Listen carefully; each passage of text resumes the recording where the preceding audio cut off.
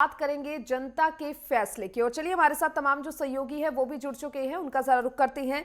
लखनऊ से हमारे साथ संवाददाता लालचंद जुड़ चुके हैं, साथ ही प्रयागराज से राघवेंद्र प्रताप सिंह हमारे साथ जुड़ चुके हैं, तो वहीं मुजफ्फरनगर से दीपक गर्ग हमारे साथ जुड़ चुके हैं। आप तीनों का बहुत बहुत स्वागत है। सबसे पहले लालचंद, आपके पास में आऊंगी। देखिए, लखनऊ की अगर बात करें, जिस तरीके से आज जनता का फैसला आना है, 9 सीटें उत्तर प्रदेश के उपचुनाव की काफी अहम सीटें मानी जा रही है।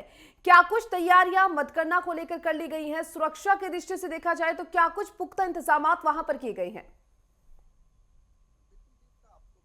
कि जिस तरीके से 20 नवंबर को उत्तर प्रदेश की 9 विधानसभा सीटों पर उपचुनाव संपन्न हुआ, छुटपुट घटनाएं भी देखने को मिली, लेकिन आज उसका परिणाम आने जा रहा है। जो 90 प्रत्याशी मैदान में थे, उनकी किस्मत का पिटारा 8 बजे से खुलना शुरू हो जाएगा। पहले बैलेट पेपर की जो है काउंटिंग की जाएगी, इसके बाद 8:30 बजे के बाद जो है ईवीएम की काउंटिंग शुरू हो जाएगी। सीतामऊ में 20 राउंड में जो है काउंटिंग होगी। इसके बाद जो 8 सीटें हैं उस पर 32 राउंड में जो है काउंटिंग पूरी होगी। और ऐसे में चुनाव आयोग की तरफ से सुरक्षा व्यवस्था के कड़े इंतजाम किए गए हैं। सीसीटीवी कैमरे भी लगाए गए हैं सभी जगहों पर, जिससे कि किसी भी प्रकार से कोई भी पार्टी आरोप ना लगा सके। इसको लेकर लखनऊ में जो मुख्य निर्वाचन अधिकारी कार्यालय है, वहां से भी मॉनिटरिंग की जा रही है। इसके बाद सभी जिलों पर जो है सीसीटीवी लगाए गए, वहां पर भी निगरानी की जा रही है। वहां पर त्रिस्तरीय सुरक्षा व्यवस्था के भी कड़े इंतजाम किए गए हैं, जिससे कि किसी भी प्रकार से जो है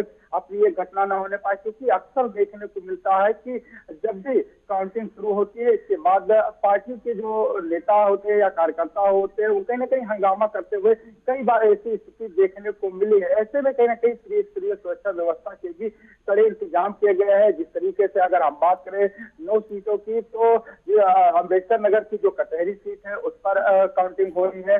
इसके साथ ही जो सीतामऊ है, कानपुर की सीट, उस पर भी काउंटिंग होनी है। इसके बाद खैर जो अलीगढ़ की खैर विधानसभा सीट है, उसकी काउंटिंग होनी है, कुदुर्सी की होनी है और गाजियाबाद की होनी है। जो मीरापुर सीट है या कहा जाए कि जो खैर सीट है, इस पर जो है आज काउंटिंग होनी है। यानी कि 9 सीटों की जो काउंटिंग है वो आज सुबह 8 बजे से शुरू हो जाएगी। तमाम जो प्रत्याशी मैदान में खड़े थे, उनकी किस्मत का पिटारा खुलता हुआ दिखाई देगा। जनता ने इसके ऊपर भरोसा जताया है, किन मुद्दों पर भरोसा जताया है, इसको लेकर कहीं ना कहीं स्थिति साफ होती हुई दिखाई देगी। और ये माना जा रहा है कि 10:30-11 बजे के आसपास स्थिति साफ होती दिखाई देगी कि किसके खाते में कितनी सीटें जा रही है। क्योंकि जिसका देखने को मिला है कि जिस तरीके से बीजेपी की बात है, जो सत्ताधारी पार्टी है, कहीं ना कहीं जितोड़ मेहनत यहाँ पर करती हुई दिखाई दी। क्योंकि लोकसभा चुनाव के बाद ये सीटें खाली हुई थी। 8 सीटें जो है कहीं ना कहीं जो है विधायक के जो थे वो सांसद बने थे, और एक सीट पे जो कहा जा सकता है कि जो एक कांतलर की जो सीतामऊ की सीट है वो सजाफ्ता हुई थी। इसके बाद ये सीट खाली हुई थी। तो कहीं ना कहीं इसमें आज नतीजे आने जा रहे। लेकिन जिस तरीके से हम बात कर रहे थे बीजेपी की, तो बीजेपी कहीं ना कहीं इस पर पूरी तरीके से मेहनत करते हुए जिस तरीके से आप बता रहे हैं कि ये जो सीटें हैं उपचुनाव में, वो काफी 9 उपचुनाव जो सीटें हैं काफी अहम सीटें मानी जा रही है। और चलिए, हमारे साथ राघवेंद्र भी जुड़े हुए हैं प्रयागराज से। राघवेंद्र, क्योंकि देखिए ये 9 जो सीटें हैं अपने आप में काफी अहम सीटें मानी जा रही है, ऐसे में अगर हॉट सीट की बात करें तो किस तरीके से देखा जा सकता है इस पूरे चुनाव को? तो सर्वप्रथम तो मैं फूलपुर की बात करूंगा, क्योंकि फूलपुर विधानसभा क्षेत्र जो है ये पूरा हाई प्रोफाइल सीट बन चुकी थी। क्योंकि 2 बार यहाँ पर योगी आदित्यनाथ की जनसभा हुई। दीपक पटेल जो उम्मीदवार बनाए गए हैं भाजपा की तरफ से, एनडीए की तरफ से, उनके समर्थन में जनसभा योगी जी आकर किए हैं। और सबसे बड़ी बात यह है कि आज भी योगी आदित्यनाथ का प्रयागराज दौरा है। हालांकि वो जो है चुनाव से संबंधित बातें करने या जनसभा करने या लोगों से मिलने के लिए नहीं आ रहे हैं। महाकुंभ जो 2025 में आयोजित हो रहा है, उसकी समीक्षा बैठक और जगह जगह स्थलीय निरीक्षण करेंगे। तो फूलपुर विधानसभा क्षेत्र जो है पूरा हाई प्रोफाइल बन गया था चुनाव प्रचार के दौरान, क्योंकि नारों का जो दौर चल रहा था, कटेंगे बटेंगे या सपा की तरफ से जो जुड़ेंगे तो जीतेंगे।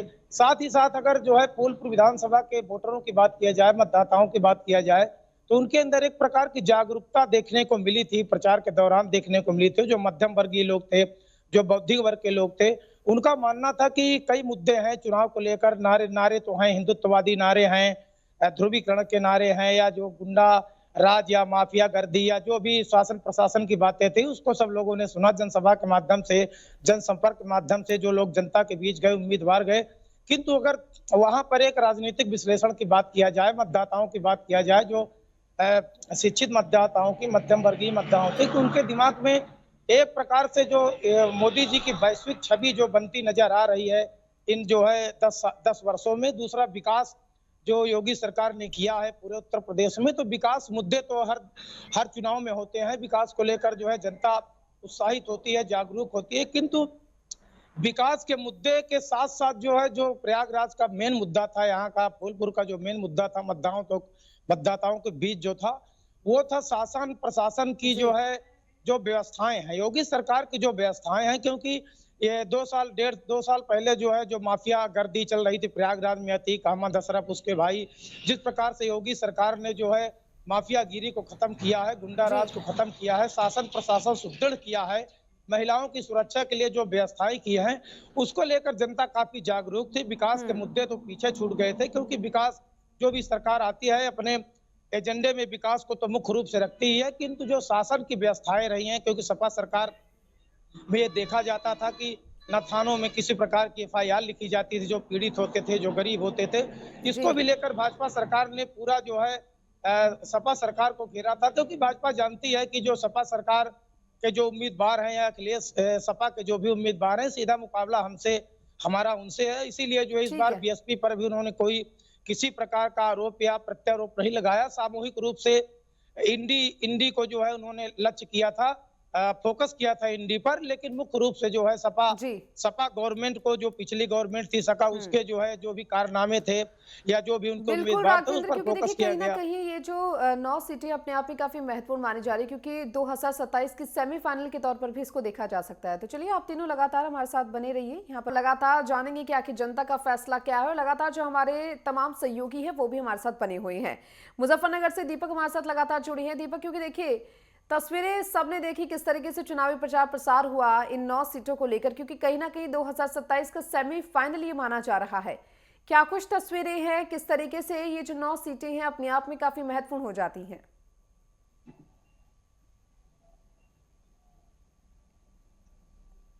देखिए, जिस तरीके से मैं बात करूं मीरापुर उपचुनाव की, मीरापुर उपचुनाव में पहले भी लोकदल का यहाँ पे दबदबा रहा है, और ये 2027 का यहाँ पे ज्यादा ही महत्वपूर्ण मानी जा रही है।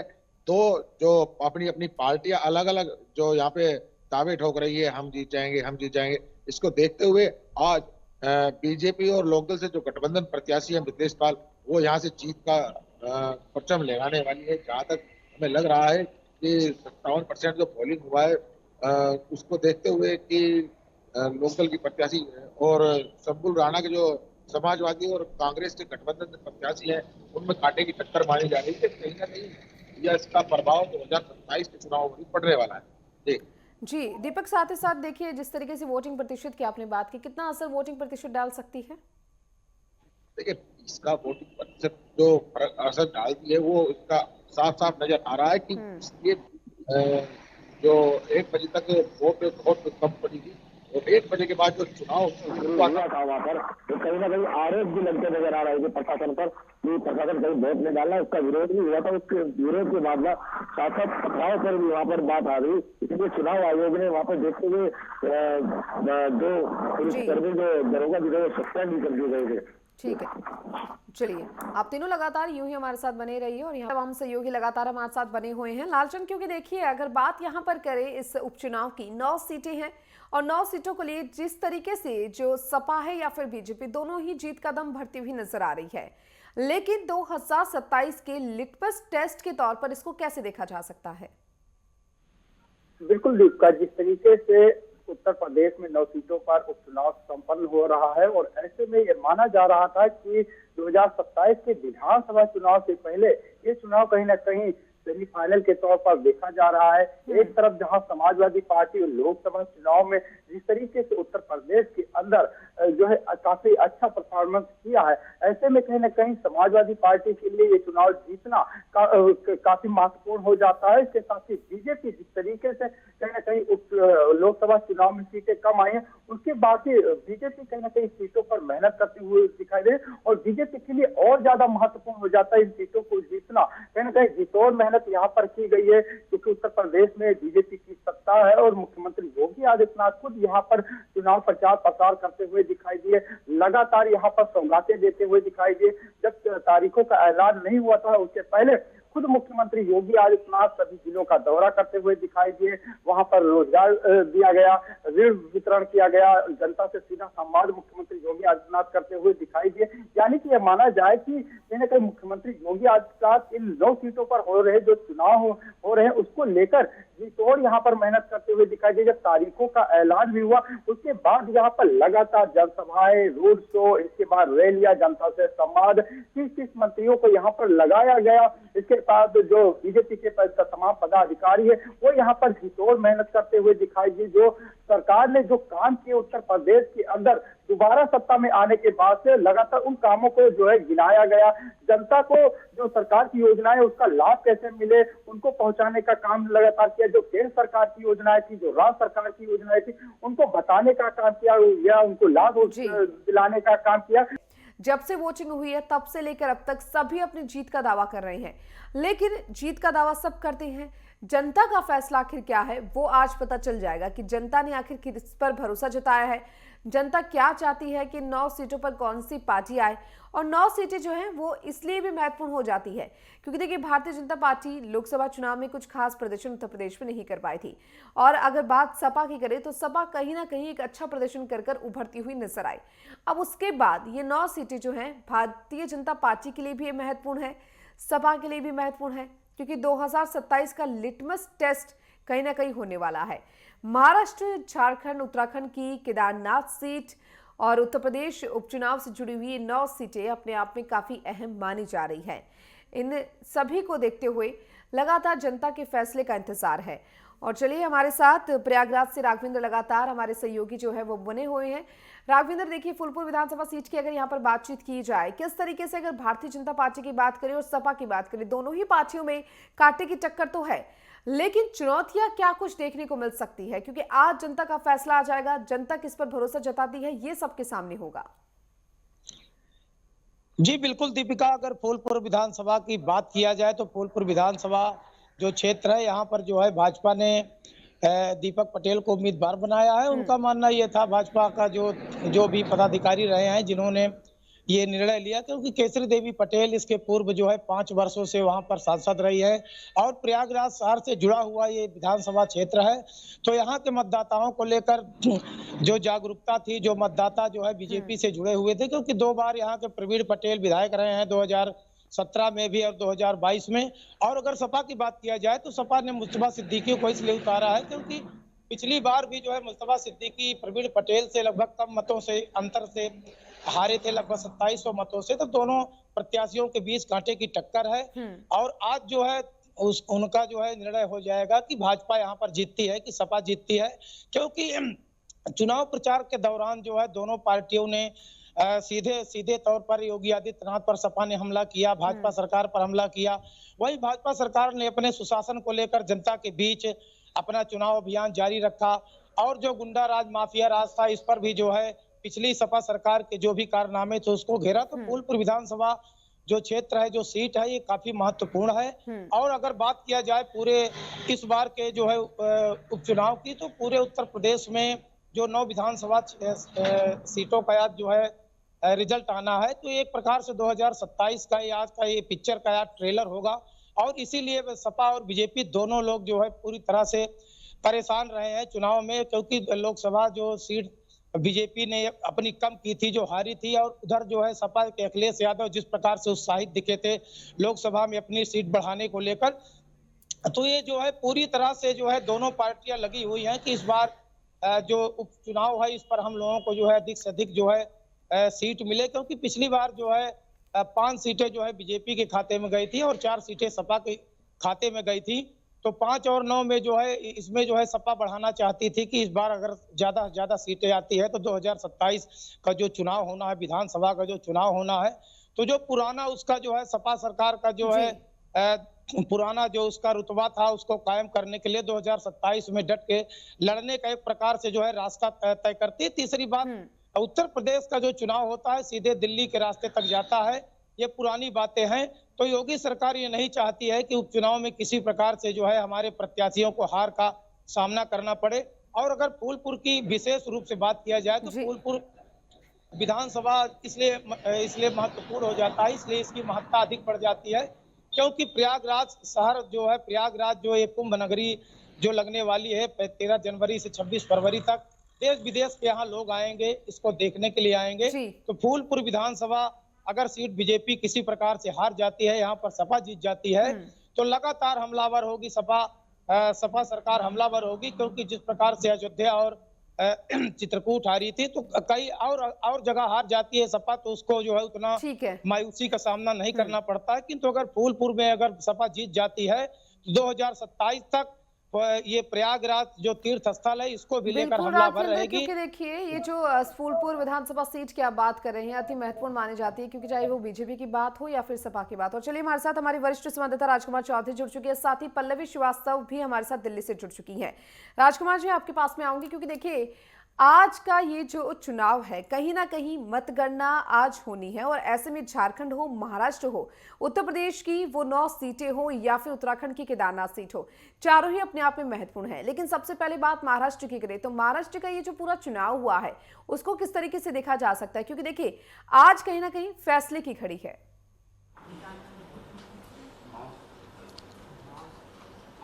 देखिए दीपिका, थोड़ा सा इतिहास के पन्नों को कहीं ना कहीं पलटने की आवश्यकता होती है। अगर महाराष्ट्र का हम देखें तो इतिहास गवाह है कि 1960 में महाराष्ट्र का गठन हुआ और बहुत लंबे समय तक वहाँ पे कांग्रेस सत्ता में रही। 2 साल बाद जब गठन हुआ प्रदेश का तो उसके बाद 2 साल बाद चुनाव हुए। उन चुनावों में प्रचंड बहुमत के साथ 261 सीटों को लेके कांग्रेस कहीं ना कहीं प्रथम पायदान पर थी और एक तरफा कहा जा सकता है उस दौर को। लेकिन पिछले 34 वर्षों से महाराष्ट्र जो है वो कहीं ना कहीं गठबंधन की सरकारों पर चलता हुआ आ रहा है।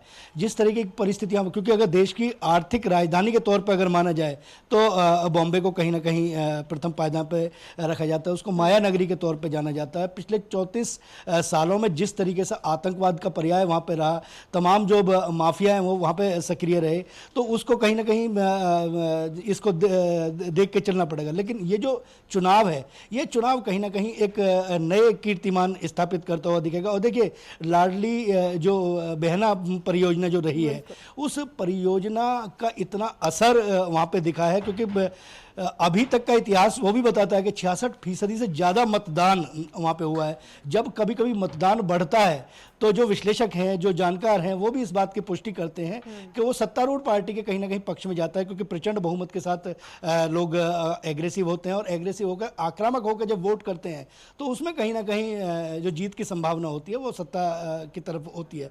7,500 रुपये दीपावली के आसपास ट्रांसफर कर दिया, क्योंकि अगर देखा जाए, हम अगर घोषणा पत्रों को देखें तो उन घोषणा पत्रों में ये दिखता है कि जो लोग विपक्ष में थे उन लोगों ने घोषणा की है कि अगर हम सत्ता में आएंगे तो ये करेंगे। लेकिन जो सत्तारूढ़ पार्टी है, जो सत्ता में सत्ताधीश हैं, उन सत्ताधीशों ने 7,500 रुपये जो महिलाएं हैं उनके अकाउंट में ट्रांसफर कर दिया दीपावली के आसपास। तो उसका एक बहुत बड़ा असर कहीं ना कहीं इसमें दिखेगा। और अगर महाराष्ट्र के चुनाव की बात करें तो महाराष्ट्र 2 जगह कहीं ना कहीं बढ़ता हुआ दिखता है, एक शहरी क्षेत्र है और एक ग्रामीण क्षेत्र है। तो शहरी क्षेत्र जो है उस शहरी क्षेत्र में सीधा सीधा मुकाबला अगर पूरे और थोड़ा सा समझने का प्रयास करें तो कभी ये पहली बार ऐसा हो रहा है कि शिवसेना भारतीय जनता पार्टी के अगेंस्ट जाके चुनाव लड़ेगा। पिछले चुनाव की बात करें तो उद्धव ठाकरे भारतीय जनता पार्टी के साथ ही लड़े थे और भारतीय जनता पार्टी की बी पार्टी शिवसेना को कहा जा सकता है। बड़े लंबे समय तक जिस तरीके से ठाकरे ने अपनी राजनीति शुरू की, बाला साहब ठाकरे का एक दौर रहा, वो कभी चुनाव में नहीं उतरे, लेकिन उसके बावजूद सत्ता की कमान उनके हाथों में रही। शरद पवार जैसे नेता मिले, मतलब 38 साल की उम्र में उन्होंने बगावत की कांग्रेस से और अलग जो सरकार थी वो सरकार बना ली और सबसे कम उम्र के मुख्यमंत्री महाराष्ट्र में बने। लेकिन आज उनकी क्या स्थिति है, आज उनका भतीजा जो है वो उनके साथ नहीं है, उसने बगावत कर दिया। उद्धव उद्धव ठाकरे जो है उनकी शिवसेना टूट चुकी है। तो एक जो घटनाक्रम है उस घटनाक्रम में बहुत सारी चीज़ें, बहुत सारे फैक्टर कहीं ना कहीं बढ़ते हुए दिखेंगे और भारतीय जनता पार्टी कहीं ना कहीं वहाँ संगठित होती हुई दिखी है। उसके अलावा अगर बात कर लें तो गृहमंत्री अमित शाह ने जिस तरीके से इस कैंपेन को चलाया, क्योंकि महाराष्ट्र की अगर बहुत सारा इलाका ऐसा है दीपिका वहाँ पे कि जहाँ पे उत्तर प्रदेश, मध्य प्रदेश, राजस्थान की बहुत जो आबादी है, जो लोग वहाँ पे काम करने के लिए गए हैं वो वहाँ पे हैं। बिहार की जनसंख्या के बहुत सारे ऐसे लोग हैं कि जो वहाँ पे वोटर की स्थिति में हैं और उसको कहीं ना कहीं वो जो रणनीति थी भारतीय जनता पार्टी की, उसने बहुत बेहतर तरीके से बूथों पे काम किया। उत्तर प्रदेश के मुख्यमंत्री योगी आदित्यनाथ को वहाँ पे एक कैंपेनर के तौर पे, एक चुनाव प्रचारक के तौर पे वहाँ पे ले जाया गया और उन्होंने जिस तरीके से चीज़ों को रखा, जिस तरीके से उत्तर प्रदेश की बात को उन्होंने कहा कि हमने माफियाओं की रीढ़ तोड़ी है, इसमें कोई दो राय नहीं है कि उत्तर प्रदेश आज वो उत्तर प्रदेश नहीं है। उत्तर प्रदेश आज कहीं ना कहीं देश की राजनीति में पहले से बहुत बड़ा योगदान रहा है, क्योंकि जिन 80 से ज्यादा सीटों को लेकर यहाँ से प्रधानमंत्री बनते हैं, आज भी देश को सबसे ज्यादा प्रधानमंत्री देने वाला जो प्रदेश है वो उत्तर प्रदेश है। तो उत्तर प्रदेश के मुख्यमंत्री योगी आदित्यनाथ का जो दौर रहा, जो उनकी आक्रामक छवि रही, जिस तरीके से उन्होंने बटोगे तो कटोगे, और ये जो बयान है, इन बयानों ने कहीं ना कहीं एक संगठित किया लोगों को और लोगों को समझाने का ये प्रयास किया कि उन्हें अपनी वोट का जो इस्तेमाल है वो कहाँ करना है। महामतदान की महा कवरेज जो है वो लगातार जारी है और ऐसे में हमारे साथ लगातार हमारे सहयोगी भी जुड़े हुए हैं। पल्लवी दिल्ली से हमारे साथ जुड़ी है। पल्लवी, क्योंकि देखिए जिस तरीके से अगर बात यहाँ पर इन चारों जो चुनाव जिन जिन राज्यों में हो रहे हैं उनकी कर ले, कितना असर कहीं ना कहीं दिल्ली पर इसका देखने को मिल सकता है, क्योंकि दिल्ली में भी चुनाव होनी है और जो रिजल्ट, जो मतगणना होगी उसके बाद वोटिंग के बाद जो रिजल्ट आएंगे उनका क्या कुछ असर कहीं ना कहीं देखने को मिल सकता है?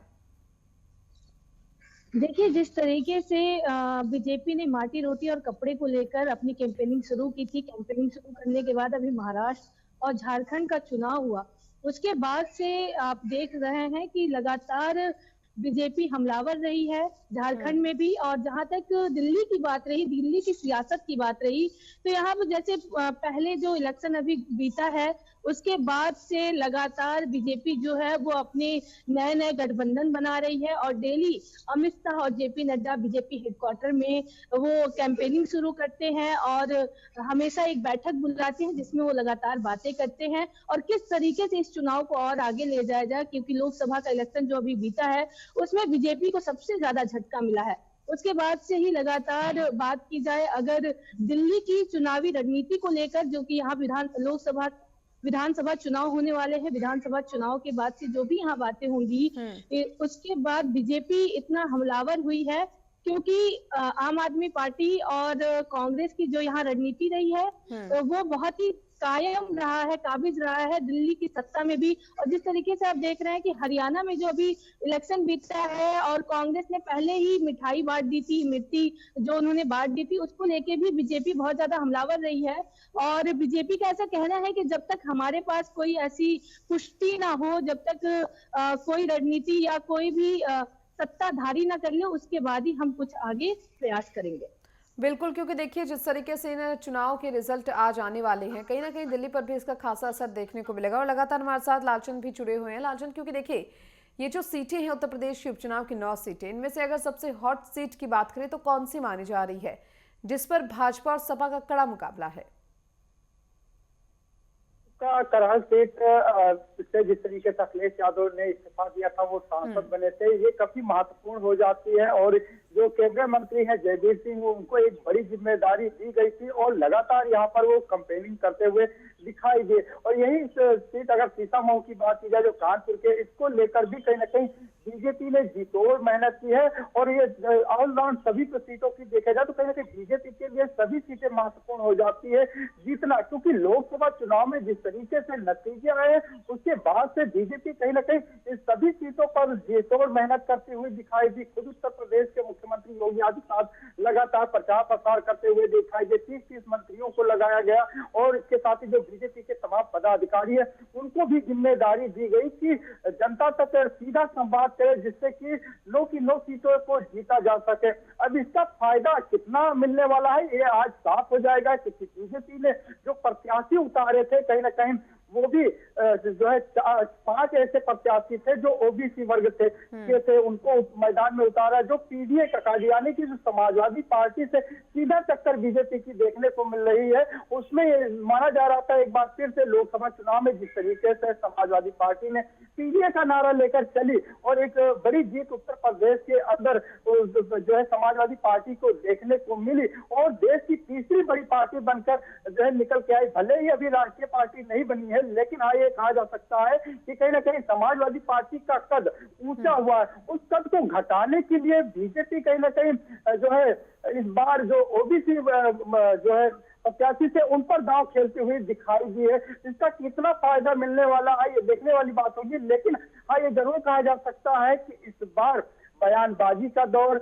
नारे का दौर जरूर दिखाई दिया। एक दूसरे के ऊपर आरोप भी लगाते हुए दिखाई दिए। जब चुनाव संपन्न हुए या चुनाव के दौरान ही देखने मिला, जिस दिन मतदान हो रहा था उस दिन अखिलेश यादव आरोप लगाते हुए दिखाई दिए, चाहे वो सीतामऊ की सीट हो, चाहे कुंदुरकी की सीट हो और चाहे मीरा की सीट पर। इस पर कहीं ना कहीं उन्होंने कहा कि अल्पसंख्यकों के जो वोटर थे उनको मतदान नहीं करने दिया, वहां पर पुनः मतदान कराया जाए, इस तरीके के आरोप भी लगाए। उन्होंने चुनाव आयोग को पत्र भी लिखा। अब ऐसे में देखने वाली बात होगी कि समाजवादी पार्टी और बीजेपी के बीच जो है सीधा टक्कर देखने को मिल रही है और जनता ने फैसला किया है। फैसला किसके पक्ष में आएगा ये देखने वाली बात होगी, क्योंकि थोड़ी देर में जो है काउंटिंग शुरू हो जाएगी। पहले 8 बजे से जो है बैलेट पेपर की काउंटिंग शुरू होगी, इसके बाद ईवीएम की काउंटिंग शुरू हो जाएगी और किसके खाते में कितनी सीटें आती है देखने वाली बात होगी। लेकिन हाँ ये जरूर कहा जा सकता है जीत का कि कहीं ना कहीं इन 9 सीटों पर बीजेपी की साख दांव पर लगी हुई है। बीजेपी इन सीटों को जीतना चाहती है और यही वजह है कि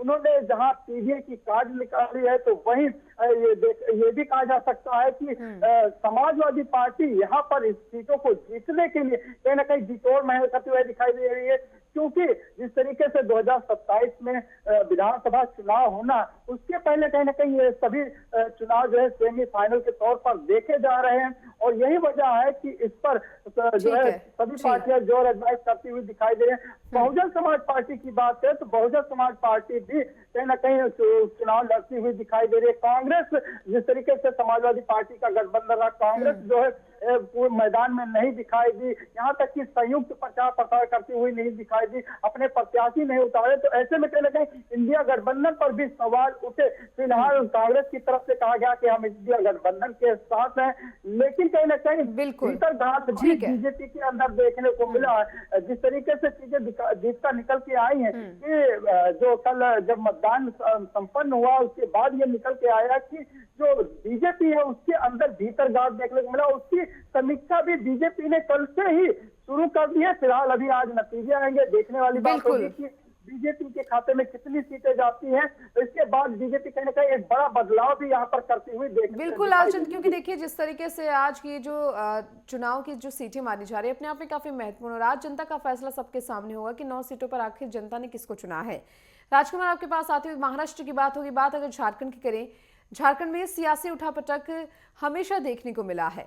इंडिया गठबंधन वर्सेस एनडीए गठबंधन का वहां पर मुकाबला है। 81 विधानसभा सीटें हैं, किस तरीके से इनको देखते हैं?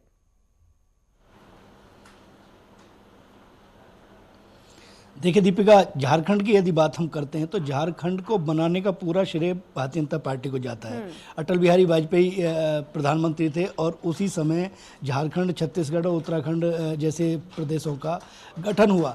जब एक प्रदेश गठित होता है तो कहीं ना कहीं एक मुद्दा बनता है और मुद्दा बनता है। झारखंड की यदि बात करें तो झारखंड खनिज के क्षेत्र में अपने आप में आर्थिक तौर पर इतना मजबूत है, लेकिन वहाँ नक्सलवाद और जिस तरीके से वहाँ जो कानून व्यवस्था है उसको लेकर तमाम जितने भी भारत सरकार के प्रोजेक्ट हैं वो सब कहीं ना कहीं प्रभावित होते हैं। और इस चुनाव को लेकर वहाँ के मुख्यमंत्री हेमंत सोरेन, उनके पिता की बात करें तो शिबू सोरेन एक ऐसा नाम था आदिवासी नेताओं में एक बहुत महत्वपूर्ण स्थिति में माने जाते थे।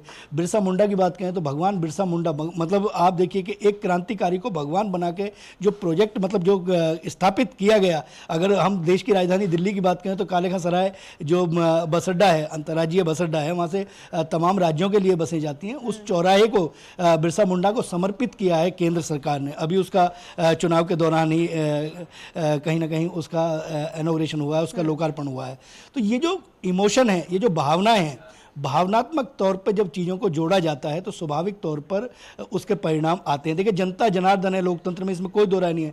हेमंत सोरेन ने जिस तरीके से सरकार चलाई, वो जेल गए, जेल में रहते हुए उन्होंने जिस तरीके से चंपई सोरेन को अपनी सत्ता जो है वो ट्रांसफ़र की। आज चंपई सोरेन कहाँ हैं? लेकिन एक बात जरूर इसमें तय होती है कि जिस तरीके से हेमंत सोरेन आए और वो जमात पर जब बाहर आए तो उन्होंने सत्ता को दोबारा से हासिल करने का जो प्रयास किया, उससे कहीं ना कहीं एक अंदर एक व्यवस्था कहीं ना कहीं बनती है। झारखंड मुक्ति मोर्चा में जो सेकंड पार्टी के जो नेता थे, जो सेकंड लाइन के जो नेता थे, उनमें कहीं ना कहीं ये बात आई कि यार शायद हो सकता है कि ये पारिवारिक पार्टी बन के रह जाए। तो कहीं राजनीतिक महत्वाकांक्षा कोई ना कोई आदमी देखता है। लेकिन देखिए, चुनाव में परिणाम जो है वो बहुत मायने रखते हैं। लेकिन कांटे की टक्कर है और भारतीय जनता पार्टी ने जिस तरीके से वहां पर चुनाव लड़ा, जिस तरीके से, देखिए चुनाव में सबसे बड़ी बात होती है दीपिका, एग्रेसिव रहना, आक्रामक रहना। और जहां सत्ता होती है उस सत्ता को यदि कटघरे में खड़ा किया जाता है तो स्वाभाविक तौर पर उसके परिणाम जो है वो सार्थक आने की संभावना होती है। सत्ता के विपक्ष में कहीं ना कहीं, क्योंकि अगर हम महाराष्ट्र और झारखंड की बात करते हैं